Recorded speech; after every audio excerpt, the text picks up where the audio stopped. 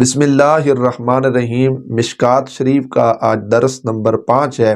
کتاب الایمان کی آج ہم چوتھی حدیث کو بیان کریں گے۔ اس حدیث کو روایت کرنے والے حضرت عبداللہ ابن عمر ہیں رضی اللہ تعالی عنہ۔ وہ فرماتے ہیں کہ قال رسول اللہ صلی اللہ علیہ وسلم، رسول اللہ صلی اللہ علیہ وآلہ وسلم آپ نے ارشاد فرمایا، المسلم من سلم المسلمون من لسانہ و یدہ، مسلمان وہ ہے جس کی زبان اور جس کے ہاتھ سے دوسرے مسلمان کیا رہیں، محفوظ رہیں۔ یہ حقیقتاً مسلمان وہی ہے، ہماری زبان سے ہمارے ہاتھ سے کسی مسلمان کو تکلیف نہ پہنچے۔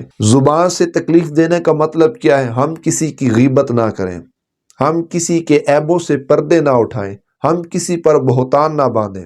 زبان سے تکلیف دینے کا مطلب کیا ہے؟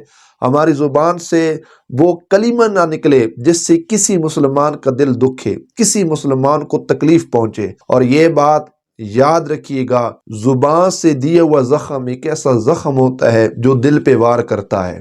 اعضائے جسمانی پہ اگر کسی اور چیز سے زخم لگ جائے نا تو وہ تو بھر سکتے ہیں، دوائیوں سے اس کا علاج بھی کیا جا سکتا ہے، وہ ٹھیک بھی ہو جاتے ہیں۔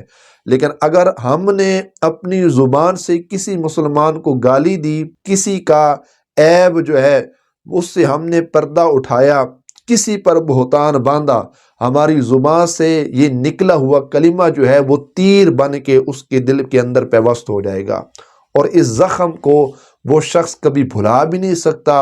اور یہ جو زخم ہوتے ہیں پھر یہ ہمیشہ یاد بھی رہتے ہیں، یہ زخم کبھی ٹھیک نہیں ہوتے۔ اور حضور علیہ الصلوۃ والسلام نے فرمایا مسلمان کبھی ہاتھ سے کسی کو تکلیف نہیں دے گا۔ مطلب کیا ہے؟ مسلمان کبھی کسی پہ ظلم نہیں کرے گا۔ اور زبان کی حفاظت کتنی ضروری ہے، حضور علیہ الصلوۃ والسلام نے تو اتنا فرمایا، بلکہ اللہ رب العزت کا قرآن ارشاد فرماتے ہیں وَقُولُوا لِلنَّاسِ حُسْنًا، لوگوں سے اچھی بات کہو، اخلاق کو بہتر بناؤ تاکہ لوگ تمہارا کلمہ سنیں، کلام سنیں، تم سے بات کریں تو ان کے دل تر و تازہ ہو جائیں، ان کے دل خوش ہو جائیں۔ فرمایا کسی پہ کبھی بھی ظلم نہ کرو۔ ظلم کے بارے میں حضور علیہ السلام کی ایک روایت ہے، حضور نے فرمایا ہمیشہ اپنے مسلمان بھائی کی مدد کرو، چاہے وہ ظالم ہو یا مظلوم ہو۔ عرض کی کہ اللہ کے محبوب علیہ السلام، مظلوم کی مدد تو ہے جس پر ظلم ہو رہا ہو، اس کی مدد تو کی جا سکتی ہے، ظالم کی مدد کیسے ہے؟ کیا کوئی ظالم کی مدد بھی کرتا ہے؟ حضور علیہ السلام نے ارشاد فرمایا ظالم کی مدد یہ ہے اس شخص کو ظلم سے روکو، یہ ظالم کی مدد کرنا ہے۔ کوئی بھی شخص معاشرے کے اندر جب اپنے ہاتھ کے ذریعے ظلم کر رہا ہو یا کسی اور طرح سے کسی مسلمان پر ظلم کر رہا ہو، ہماری ذمہ داری کے اندر یہ بات شامل ہے کہ ہم اس شخص کو ظلم سے باز رکھیں۔ اللہ اپنی جناب سے ہمیں بہت بڑا ثواب عطا فرمائے گا، اور یقیناً ایسے اعمال آخرت کے اندر نجات کا سامان ہوتے ہیں۔ ایسے جو چیزیں ہوتی ہیں، ایسے جو اعمال ہوتے ہیں، ایسے بہانے جو ہوتے ہیں وہ بخشش کے بہانے ہوا کرتے ہیں۔ اور حضور علیہ السلام نے زبان کی حفاظت کے متعلق یہاں تک ارشاد فرمایا، حضور علیہ السلام نے فرمایا اعمال میں سب سے افضل ترین عبادت جو ہے، حضور نے فرمایا اپنی زبان کو کنٹرول میں رکھنا ہے، اپنی زبان کو قابو کے اندر رکھنا ہے۔ اور سرکار مولا علی المرتضیٰ شیر خدا رضی اللہ تعالی عنہ، انہوں نے تو ارشاد فرمایا آدمی اس وقت تک عالم ہے جب تک وہ کلام نہیں کرتا، جب کلام کرے گا پھر اس کی حقیقت جو ہے وہ واضح ہو جائے گی۔